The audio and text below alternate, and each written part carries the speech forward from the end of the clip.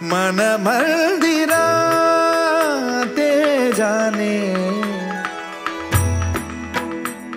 हो मन मंदिरा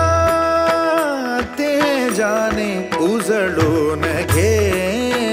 साधका मन मंदिरा ते जाने उजळून घे करूनी दिवस रात्र काबाड कष्ट पांढराया दिली सुखाची सादर तुम्ही सर्वांसाठी देह जिजविला बनले आमचे आधारवर दादा तुम्ही असे म्हणतात आजोबा नातवंडाचा पहिला मित्र असतो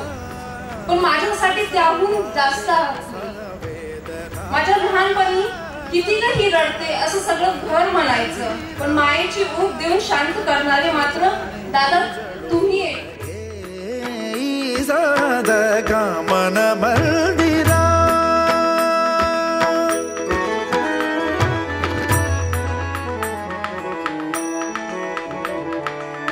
तळहाताच्या रेशानी सहज सुखा का भोगी कोणी एखादी व्यक्ती किती जगली याला महत्व नाही ती व्यक्ती कसं जगली याला महत्व आहे हा खऱ्या अर्थानं मंत्र इतर पिढीने घेऊन घराघरात प्रत्येक आईबापाचा असा सोहळा झाला पाहिजे म्हणजे खऱ्या अर्थानं आपल्या आईबाबांना त्यांच्या कर्तृत्वाची आपण पोच पावते खातून स्वप्न उद्याचे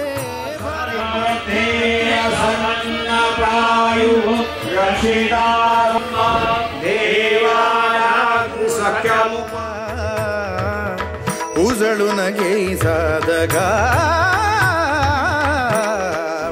दादांचा जेवढा शारीरिक प्रवास खडतर होता तेवढाच खडतर प्रवास होता खऱ्या आयुष्याचा त्यांनी जे सांगितलेले म्हणजे एकही शब्द हे दोघेही भाऊ कधी खाली पडून द्यायचे नाही तो उचलून धरायचे दादांकडची असणारी व्यवहार कुशलता आणि काकूंची असणारी कल्पकता त्यामुळेच आज इतकं सुंदर असं चित्र या कानडे परिवारामध्ये तयार झालंय मन मंदिरा मन मंदिरा मी माझं बालपण माझ्या म्हणजे प्रत्येक उन्हाळ्याच्या सुट्टीत मी मामांकडे असायचो दिवाळीच्या सुट्टीत असायचो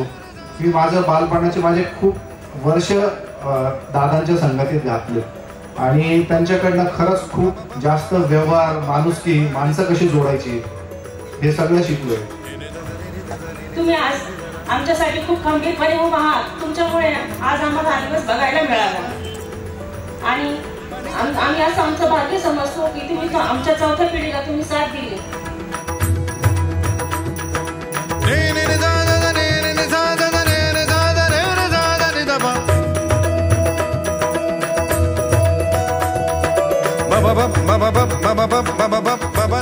झिजणं असेल झगडणं असेल सोसणं असेल तिळतिळ तुटणं असेल